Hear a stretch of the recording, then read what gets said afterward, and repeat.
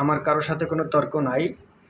আমি এই ভিডিওটার মাধ্যমে আমি বলতে চাই ৪৭-এর দেশভাগ বিতর্কিত কারা ছিল?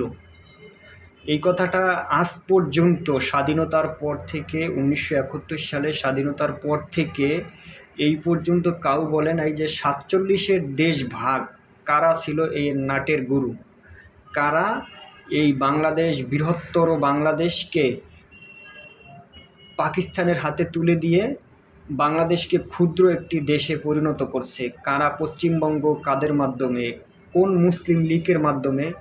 আমি যেই মুসলিম লীগের কথা বলছি, মুসলিম লীগ সহ আরও কিছু ইসলামিক দল ছিল, যেটাকে এখন কিছু মানুষ আওয়ামী লীগ নামে চেনে। তারাই কী করছে, এই দেশকে পাকিস্তানের সাথে যুক্ত করছে মোহাম্মদ আলী জিন্নাহর সাথে মিশে।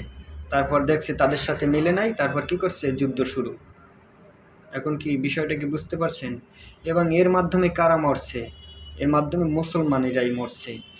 এবং ব্রিটিশরা এখানে একটু কারসাজি করছে। ব্রিটিশরা কি করছে, বাংলাদেশের কিছু অংশ মায়ানমারের সাথে যুক্ত করছে, যেমন আরাকান রাজ্য, এবং বাংলাদেশের পশ্চিমবঙ্গ কী করলে দিলে ভারতের। এবং এখানে আরেকটা কথা আছে যে কাশ্মীরের কিছু অংশ দিয়েছে পাকিস্তানের, কাশ্মীরের কিছু অংশ রাখছে ভারতের, এবং কাশ্মীরের কিছু অংশ দিয়েছে কি চীনের।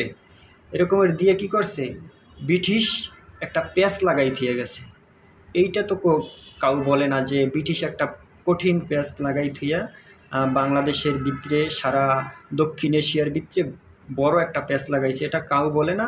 এবং মুসলিম লীগ কারা ছিল, কারা এই দলের বাংলাদেশের ৩০ লক্ষ মানুষকে শহীদ করছে, সম্পূর্ণ ৩০ লক্ষ মানুষের শহীদের দায়ভার মুসলিম লীগ।